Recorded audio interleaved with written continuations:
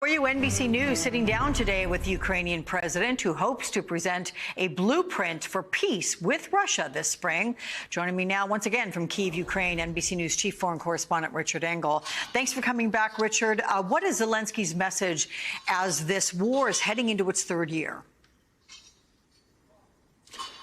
So, as promised, we were able to turn around a clip for you, which I'll play in a second. But his message for the third year, that's really what they're doing here in Kyiv. There's a big conference. You might hear some clanking behind me. They're actually taking down the stage. So the entire Ukrainian government was gathered here in the center of the city yesterday and today as part of this two-day conference to mark the two-year anniversary of the Russian invasion, but also to relaunch this country. What do they do? What kind of peace can they make in the future? What about their supply of weapons and aid? They're watching very carefully as the U.S. is becoming less reliable. They were encouraged that Canada pledged billions of dollars yesterday, that the leader of Italy was here as well, also looking to make agreements. So they're hoping that if the U.S. suddenly changes policy radically, if there's an election of Donald Trump or re-election of Donald Trump, and he decides to pull the plug on Ukraine, President Zelensky said, well, they have to be prepared for every contingency. But mostly they were saying that they need weapons and they need them now because it is already costing Ukrainian lives. And he updated the death toll for the first time in a year and said that 31,000 Ukrainians, men and women in uniform, have died thus far fighting Russian troops over the last 2 years. This is a little bit of that conversation that we had. Mr. President, I just returned from several areas along the front line in the south and in the east.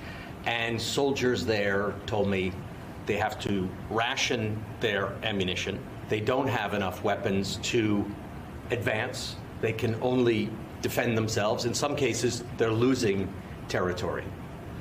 What happens to your country if this American aid doesn't arrive? We will lose a lot of people. We will lose territories. The United States focused also on interior questions, political questions, this tough period, election period. And that's why it's a little bit slow.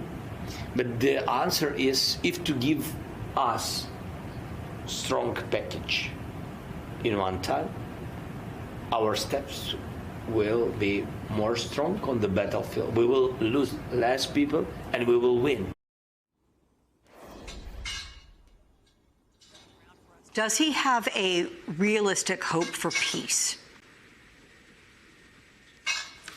Yes, he does, I think. But the way they see it here is peace means also not losing the war. So I spoke to him at length. Probably the longest part of our conversation was what he fears could happen to this country if Vladimir Putin were to take over. He thinks that Vladimir Putin would destroy the cities, would erase Ukraine from the map, would erase it politically and culturally.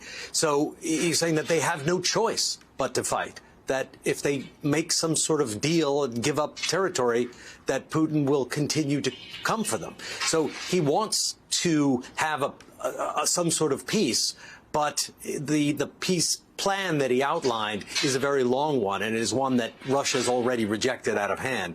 Russia has rejected this formulation where Zelensky, and this is the peace plan that he outlines, goes to or sends a delegation, perhaps not led by Zelensky himself, but that there is a peace delegation that goes to Geneva in the spring, and that at that conference in Geneva, they come up with terms. The Russians aren't invited to this first peace conference, that they come up with terms that is worked through committees, coming up with a full list of demands, which are then presented to the Russians, and that they would discuss those and potentially join a second peace summit with Russian participation to come up with an end to the war.